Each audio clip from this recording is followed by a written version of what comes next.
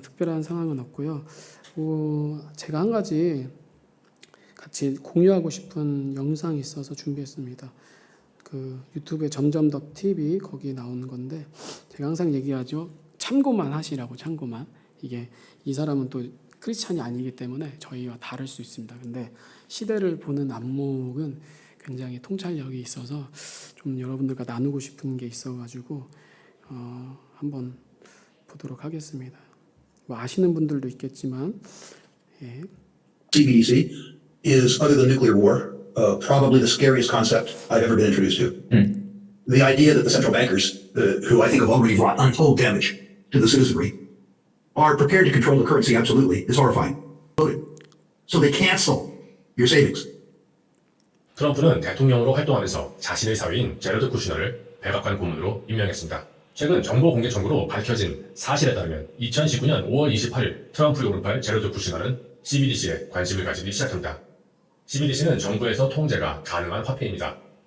And once they have digitalized our currency and gotten rid of the cash economy, they have absolute control over us because they'll be able to tax every transaction, but also they'll be able to enforce obedience. Because if you're disobedient, they'll be able to shut down your bank account 빠르게 and starve you. 편집을 했습니다. 미국에서는 CBDC 런칭이 짧아서. 점점 본격화되고 있지만 이번 대선에 출마하는 트럼프는 CBDC에 대해 아무런 말이 없습니다. 여러분들께 한 가지 궁금한 것이 있습니다. 매달 정부에서 생활비를 100만 원씩 준다면 몸에 마이크로칩을 받을 의향이 있으십니까? 그들은 왜 마이크로칩을 사람들 몸에 넣고 싶어 하는 것일까요? 세계경제포럼의 대표 클라우스 슈와브의 이야기를 들어보겠습니다. Aujourd'hui, au bout de ça, on parle de plus qu'on pourra s'implanter. Ce sera quand ça? Certainement dans les 10 années à venir. Et d'abord, on va les implanter dans nos vêtements, c'est-à-dire wearables, comme on le dit. Et après, on pourrait s'imaginer qu'on les implante dans nos cerveaux ou dans notre peau. Et à la fin, peut-être il y a une communication directe entre notre cerveau et le monde digital. Ce que nous voyons, c'est une sorte de fusion du monde physique, digital et biologique. Once we're fully digital in our currency, that would mean the government will be able to track absolutely every bloody thing you ever do, and also be able to do things like they're already doing in China. So the Chinese government has put expiry dates on some digital currency.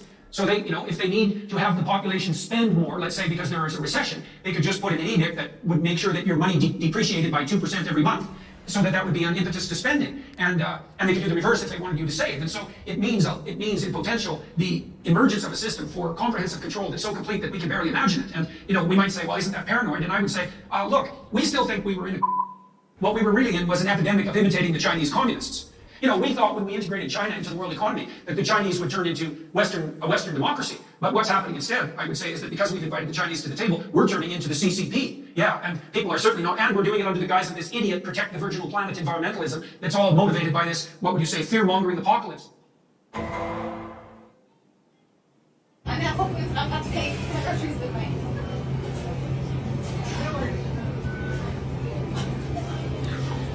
That's the coolest thing ever. That's the coolest thing ever.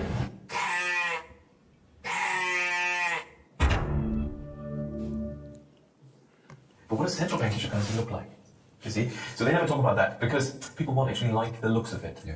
Because it apparently looks, and several central banks apparently, as I heard from my sources, have already fully developed the final stage of CBDC. I mean, it comes in stages initially like you through your mobile phone, but that's only an intermediate step. And the final stage is, it's small and it's the size of a grain of rice. They've already now moved to the system, RFID chips, RFID technology where you just wave the thing, contactless. Yes. That is sort of conditioning us in this direction. And in the future, you'll just wave your hand because you've got the microchip implant under your skin. But you can lose your card, somebody can steal your card, and then you just wave it. It's kind of risky. Well, wouldn't it be nice if you couldn't lose it and nobody could steal it? 산업과 산업 간의 융합의 시대다라고 생각을 하고 있고요. 그게 다른 말로 딜이지 않습니까? 새로운 딜, 뉴딜. 산업 간의 융복합화 시대에 아주 기본적인 그런 인프라를 지금 우리가 구축하고 만들고 시범 서비스를 하고 있다라고 저는 생각을 하고 있고요. 이 디지털 신분증이 잘 적응하고 활용될 수 있도록 국민들한테 또한 많은 홍보가 됐으면 하는 게 제 개인적인 생각입니다. 아르헨티나의 새로운 대통령이 선출되었습니다. 그의 이름은 하비에르 밀레이입니다. 그는 급진 좌파를 혐오하며 자유주의 경제를 신봉하는 자유주의자로 알려져 있습니다. 그는 아르헨티나를 몰락시킨 좌파 세력을 혐오하며 사이다 발언으로 엄청난 인기를 끌며 아르헨티나의 트럼프라고 불리고 있습니다. 자, 그는 세계경제포럼의 정책들을 반대한다고 말하고 있지만 그는 세계경제포럼의 멤버입니다. 그의 세계경제포럼 커넥션에 대해 의구심을 가지는 사람들이 많아지자 자신은 세계경제포럼의 정책을 반대한다고 말하고 있습니다.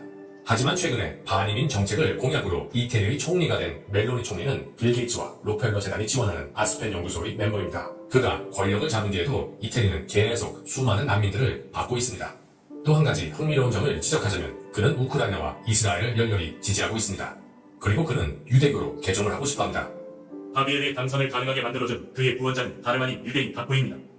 자, 한 가지 또 흥미로운 사실을 지적하자면 2021년에 사회주의제 대통령이 국민들에게 접종을 강제하려고 하자 그는 자유시민들 편에 서서 접종을 반대했습니다. 하지만 시위에 참가한 지 몇 달 후에 그는 지지자들의 반대를 무릅쓰고 2차까지 접종을 받았습니다. 공산주의는 반대하지만 접종은 중국산 시노팜을 맞았습니다.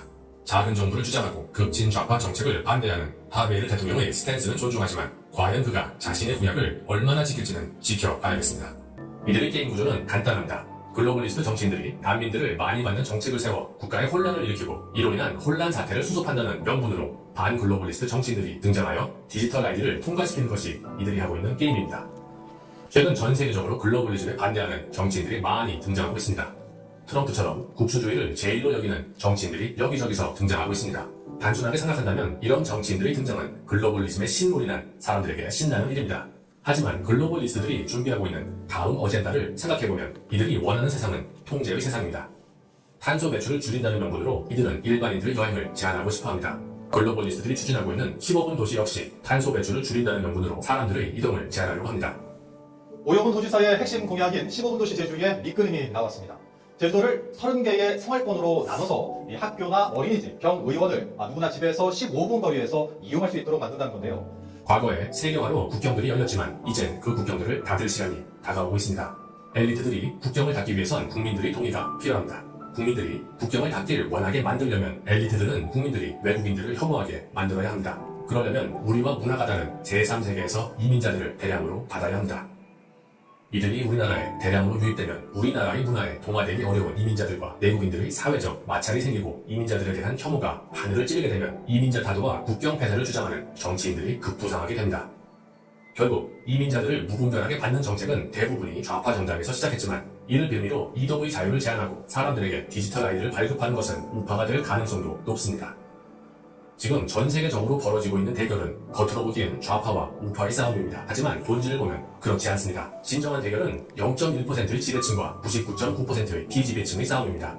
이미 2020년부터 로스차일드 가문은 각국 정부들과 대기업들이 한 몸이 되어야 한다고 말하고 있습니다. 이들은 궁극적으로 기업과 정부를 하나로 만드는 것이 계획입니다. 이러한 계획에 바티칸의 교황 역시 동의하고 있습니다. 이와 관련된 자료들은 제가 댓글에 고정해 두겠습니다. 현재 좌파와 우파는 겉으로는 대결 구도로 보이지만 정작 법안을 뜯어보면 이들이 협동하고 있다는 것을 알 수 있습니다. 이들이 계획하고 있는 궁극적인 목적은 일반인들에 대한 통제 강화입니다. 권력층들이 밀고 있는 CBDC, 15분 도시 이런 것들은 결국 전 세계를 중국 같은 통제 사회로 만들 것입니다. 엘리트들이 가장 무서워하는 것은 복종하지 않는 국민들입니다. 좌파 국민들이 좌파 정치인들을 숭배하지 않고 비판하고 우파 국민들이 우파 정치인들을 숭배하지 않고 비판할 때 이들이 꿈꾸는 통제 사회는 무너지게 됩니다. 예, 우리 CBDC, 15분 도시 여러 가지에 대해서 우리 살펴봤습니다. 지금 이 정도로 우리가 알게 모르게 뉴스에도 이렇게 나오고 있는데도 일반 사람들은 잘 모릅니다. 그래서 우리들은 이런 것들을 잘 알고 깨어 있어서 하나님 말씀대로 우리가 이 세상을 하나님이 주장하고 계시니까 절대로 두려워하거나 염려할 필요도 없이 하나님 말씀대로 우리들이 믿음을 지켰으면 좋겠습니다. 자, 우리 옆 사람과 함께 인사하도록 하겠습니다. 주님이 하십니다.